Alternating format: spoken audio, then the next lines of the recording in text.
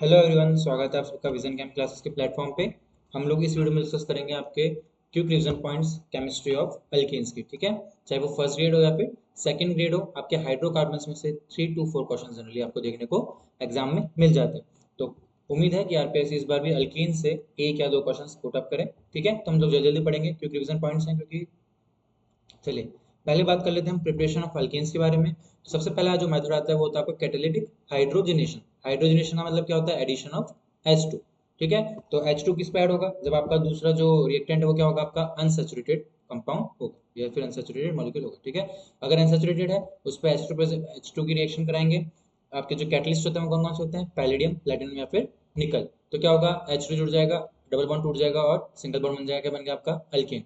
Same alkyne के साथ भी कर सकते हैं आप। क्या बनेगा आपका? अल्केन। इसको क्या बोलते हैं आप? Catalytic hydrogenation. इस मेथड से आप क्या नहीं बना सकते हैं? Methane can not be prepared by this method. तो इंपॉर्टेंट पॉइंट है, याद रखना है। स्टेटमेंट में क्वेश्चन आ सकता है कि विच of the following can not be prepared by catalytic hydrogenation, और उसमें से आपको एक ऑप्शन दे देगा वो मीथेन। ठीक है, अब एक ध्यान रखने वाली बात यहाँ पे ये है कि जो आपका प्लेटिनम और पैलेडियम या फिर राने निकल कैटलिस्ट होता है वो किस टेम्परेचर पे? रूम टेम्परेचर पे रिएक्शन फॉलो हो जाती है। लेकिन अगर आप सिर्फ निकल कैटलिस्ट ले रहे हैं तो आपको हाई टेम्परेचर और हाई प्रेशर की नीड होती है। सेम टू सेम लाइन आपके एनसीईआरटी में लिखी हुई है।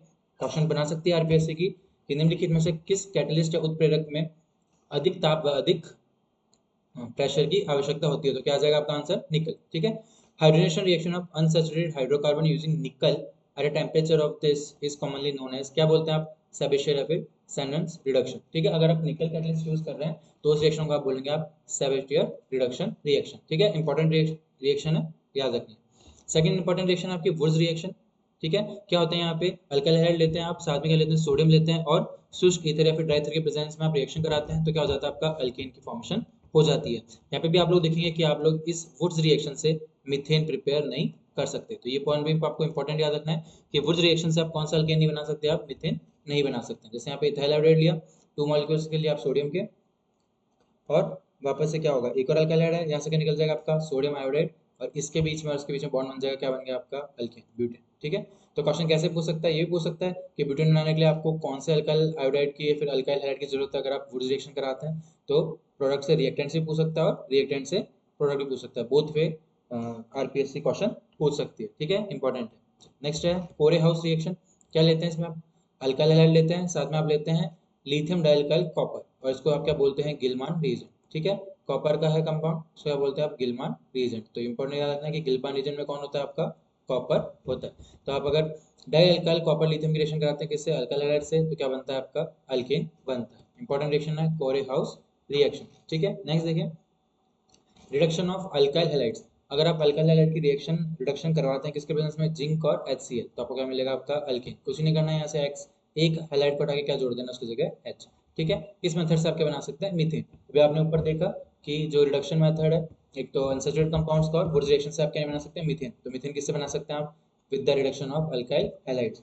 अब ऐसे ही पूछ सकता है from which of the following methods methane can be synthesize. अब आप में उसमें एक रिएक्शन दे देगा वुड्स रिएक्शन, एक दे देगा रिडक्शन ऑफ अनसैचुरेटेड कंपाउंड, एक कॉल्बेज इलेक्ट्रोलाइसिस मेथड दे देगा, और क्या दे देगा? आपका रिडक्शन ऑफ अल्काइल हैलाइड। तो आपको पता होना चाहिए बाकी तीन से मीथेन नहीं बनता है, किससे बन सकता है? रिडक्शन ऑफ अल्काइल हैलाइड से मीथेन बना सकते हैं। नेक्स्ट है with hydrogen in the presence of platinum और पैलेडियम कैटलिस्ट। अगर प्लेटिनम और पैलेडियम कैटलिस्ट में क्या करता है? हाइड्रोजनेशन कराते हो तो भी क्या हो जाता है? रिडक्शन हो जाता है अल्काइल हैलाइड का, और क्या बन जाता है? आपका अल्केन बन सकता है। थर्ड है with hydrogen iodide in the presence of red phosphorus. Hydrogen iodide और रेड फॉस्फोरस की मदद से भी आप क्या कर सकते हैं?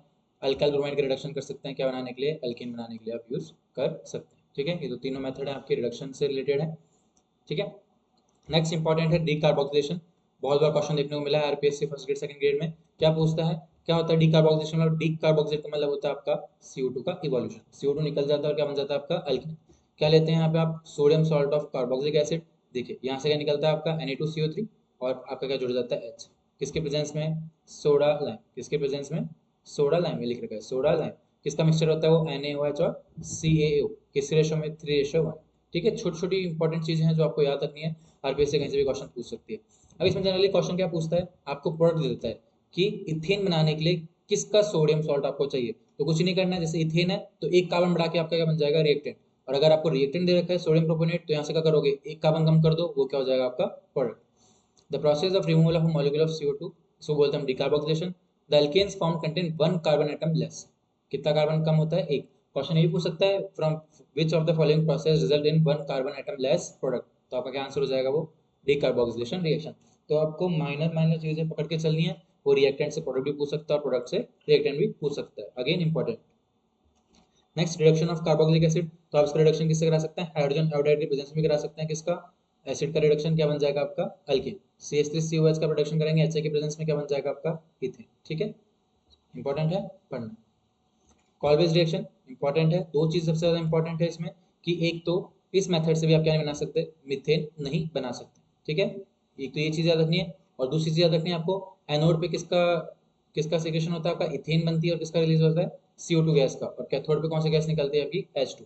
तो ये दो इंपॉर्टेंट थिंग्स है जो आपको किस में याद रखनी है? आपको कॉल बेस्ड रिएक्शन में याद रखनी है। ठीक है, ये सेशन क्योंकि रिवीजन पॉइंट्स का है तो हम लोग इसमें डिटेल से मैकेनिज्म पे नहीं जाएंगे, सिर्फ मैं वही पॉइंट्स फॉलो अप करवा रहा हूँ जो एग्जाम में जनरली पूछने को मिलते हैं। तो कॉल बेस्ड रिएक्शन सबसे पहले क्या देखना है? मीथेन नहीं बना सकते हैं।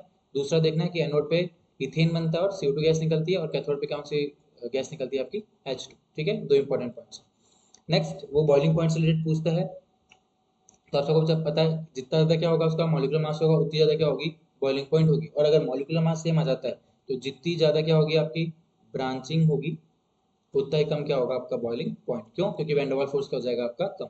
जितना ज़्यादा स्पेस घेरेगा उतना ज़्यादा क्या होता है इसका? वैन डर वाल फोर्स। और उतनी ज़्यादा क्या हो जाएगी आपकी बॉइलिंग पॉइंट। देखिए, सरफेस ज़्यादा घेर रहा है, नो ब्रांचिंग, ये छोटा हो गया, और ये उससे ज़्यादा क्या हो गया? छोटा हो गया। तो इधर से जाने पे इधर जाने पे क्या कम हो रहा है? इनके वैन डर वाल फोर्स कम हो रहे हैं एक तरह से। वैन डर वाल फोर्स कम हो रहे हैं, इसलिए क्या कम हो रहा है? इनका बॉइलिंग पॉइंट भी क्या हो रहा है? आपका डिक्रीज हो रहा है। ठीक है, ये इंपॉर्टेंट है। एक ये इंपॉर्टेंट है, एक्शन ऑफ स्टीम। अभी तक क्वेश्चन नहीं पूछा है इसमें से, क्या पता इस बार पूछ ले।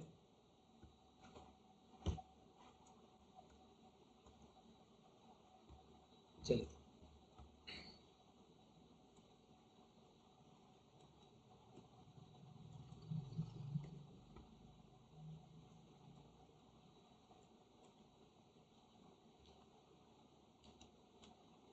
चलिए।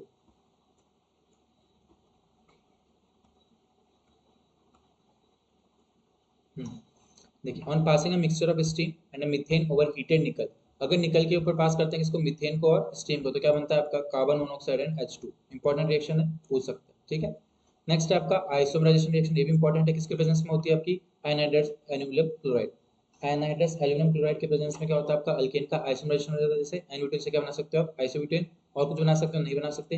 एन हेक्सेन से दो आइसोमर बन सकते हैं, 2 मिथाइल पेंटेन और 3 मिथाइल पेंटेन। ठीक है, तो ये भी क्या आपका एक इंपॉर्टेंट है। क्या पूछ सकता है? वो आयन दे देगा और साथ में दे देगा कि रिएक्शन विद AlCl3 गिव्स, और आपको ऑप्शन दे देगा 2 मिथाइल पेंटेन, आइसोब्यूटेन, ऐसे कुछ एग्जांपल दे देगा। तो आपको पता होना चाहिए कि एन हेक्सेन के कौन कौन से आइसोमर बन सकते हैं। ठीक है, तो इंपॉर्टेंट है। नेक्स्ट, इस वाले में से तो आपको देखा होगा आपने, बहुत सारे क्वेश्चन पूछे गए। अभी सेकंड ग्रेड संस्कृत एजुकेशन में भी क्वेश्चन पूछा गया है। कंट्रोल ऑक्सीडेशन और कैटालिटिक ऑक्सीडेशन, एक एक रिएक्शन इसमें सारी क्या इंपॉर्टेंट है। मीथेन और O2 की रिएक्शन कराते हैं किसके प्रेजेंस में? कॉपर के प्रेजेंस में, तो क्या बनता है आपका? मिथेनॉल। मीथेन O2 की रिएक्शन कराते हैं किसके प्रेजेंस में? आपकी मोलिब्डेनम ऑक्साइड, तो क्या बनता है आपका? मिथेनल। ठीक है, वहीं अगर आप कैटलिस्ट ले लेते हैं आप सिल्वर ऑक्साइड, तो क्या बनता है आपका? Carboxylic acid. या फिर कोई भी मैग्नीज का सॉल्ट ले लिया, मैग्नीज एसीटेट, इथेन की रिएक्शन करेगा किससे? O2 से, क्या बनेगा आपका? Ethanoic acid. ठीक है, तो MO2O3 से तो क्या बन रहा है आपका? एल्डिहाइड बन रहा है। कॉपर से क्या बन रहा है आपका? अल्कोहल बन रहा है। और Ag2O या फिर मैग्नीज एसीटेट लिया तो आपका क्या बन रहा है? आपका एसिड बनता है। ठीक है, तो चारों रिएक्शन इंपॉर्टेंट है।